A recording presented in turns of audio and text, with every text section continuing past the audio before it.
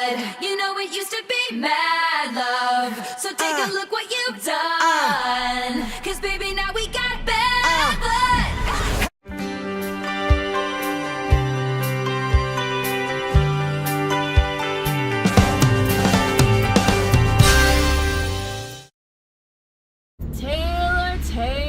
Taylor. Oh, Taylor. So for those that don't know, I am one, I found my sunglasses. I thought I lost them. They were in my bag the whole time. I am a huge Taylor Swift fan. Big Taylor Swift fan. She and I are close in age. She was my inspiration to songwriting and learning how to play guitar. First song I learned how to play on the guitar was one of hers. I'm going to be using one of her songs in my wedding ceremony. Taylor and I have been we've had a good relationship since like the beginning, more or less. Since around I was like 16, 17. And that's been that's 10 years now? Goodness gracious. And every single time, Taylor always comes and surprises me. That said, this new song, Look What You Made Me Do. So I listened to it. The first time I listened to it, I was like, Taylor Swift, honey, you okay? Are you okay, honey? But I literally listened to it on repeat while I was getting ready. From what I understand, the song's more or less about she let someone in, she trusted someone, they backstabbed her, and it ended up turning her into a different person, which happens. There are two major issues I have with the song.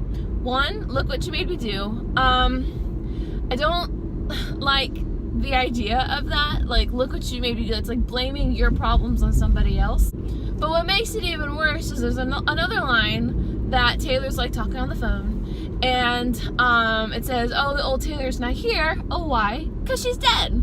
And she says it in a happy-go-lucky tone, kind of. And I get what she's talking about. She's a different person now, and the old Taylor is gone, which kind of makes me sad now that I think about it. The old Taylor, that old style, she's a whole new person, which I get. Again, Taylor from her first album, that was 10 years ago. A lot happens in 10 years. You grow up, Again, I am not the same person that I was 10 years ago, so I don't blame Taylor for being oh, the old Taylor's gone.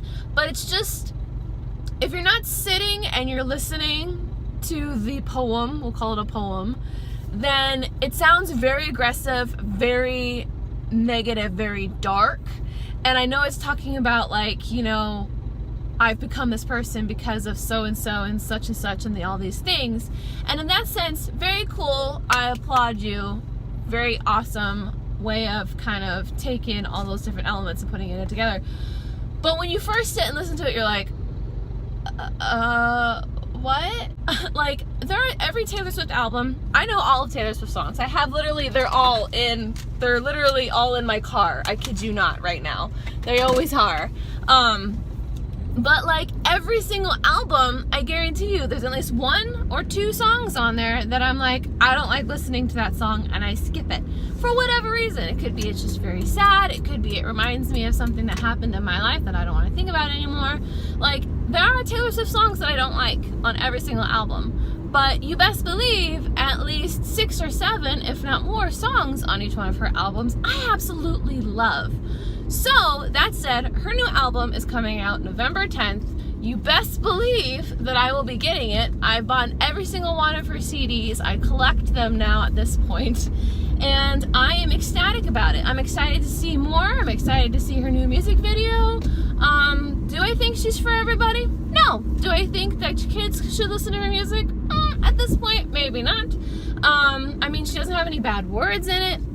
I don't think. I'm trying to remember her now. But she's growing up. She's, an adult now. Well, she's almost 30, and so you would assume that her songs would grow up as well. And that's my opinion on it. That said, we're on Frozen Day 2 of training. And so my goal today is to perfect working at Frozen. So that way my assessment on Saturday, which is tomorrow, is a piece of cake. So I'm gonna listen to Taylor Swift song now. I will see you at the parks. Excuse me.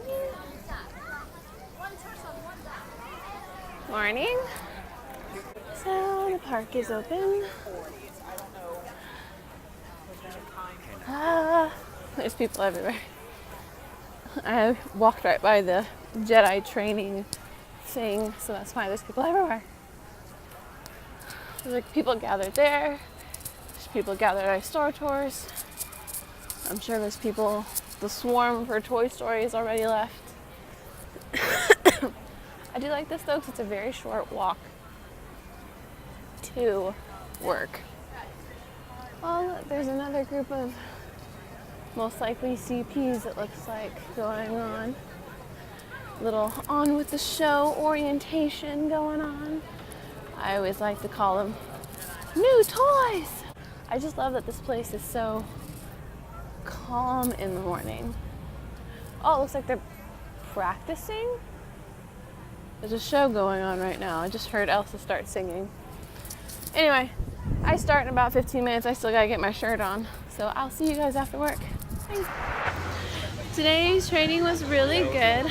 We pretty much I got to work with one of a trainer that I actually know from working at Great Movie Ride.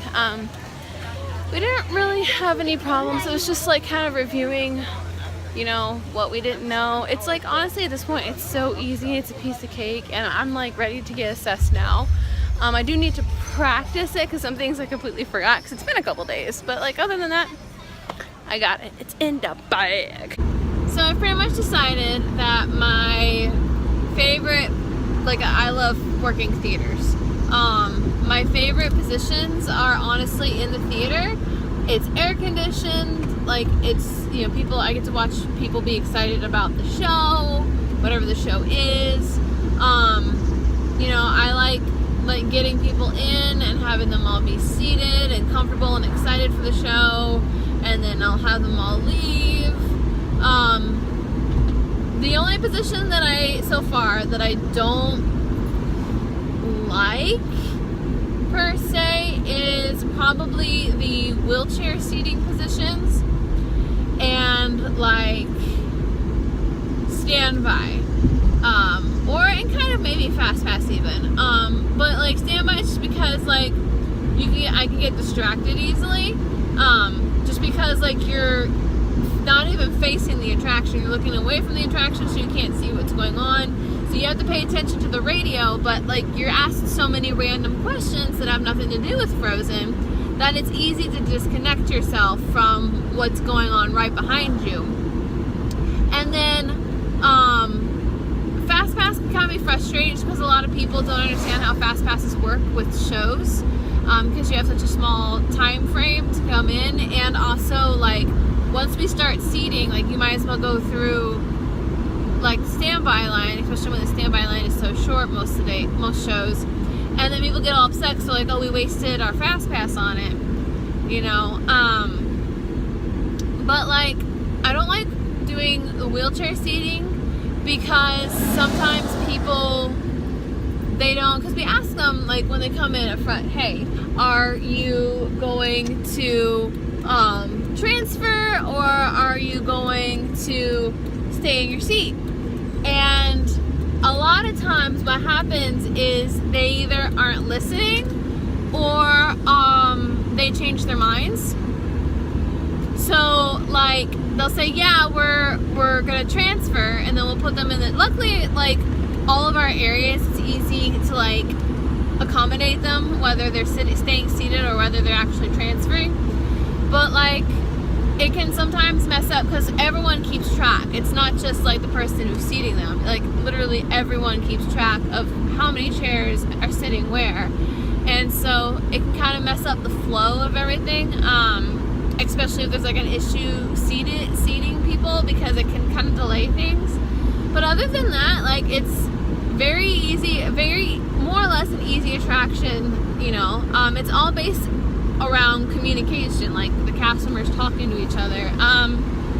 Like a lot of the guest issues we have are mostly just fast pass or people not liking, because like the front like 4 rows really aren't the best seats, because like they're at stage level, so you can't really see like just the buff. You can still see what's going on in the show, and like the cast can actually see you as well, but like you aren't at like you can't like see everything, you know. And that's with any show in general. The front couple rows aren't typically the best in any theater for any show. So people kind of, the wheelchairs, that's our wheelchair section, so sometimes people can get really upset about that, and by the time they realize this, we can't really move them. Kiki, what do you want in there?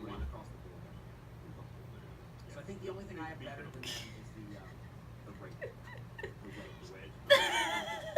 Exactly. I don't think I've Kiki? ever used the ledge. It's a piece of shit. Even when oh my god. Oh my god. Kiki! Wow. She loves hopping in the tub after it's been wet, and as you can see, I just got out of the shower. Actually, I just got a shower, and we had dinner. We had pizza. We made pizza. We used the, Publix was all out of pizza sauce, so we used the Boboli pizza sauce. Don't recommend it. Jared didn't even finish his pizza. It wasn't that great. But anyway, I'm gonna go to sleep now because I have my assessment tomorrow, so I'll be officially a Frozen cast member. Yay! Thank you guys so much for watching, and have a good night. Say good night, Jared. Good night, Jared.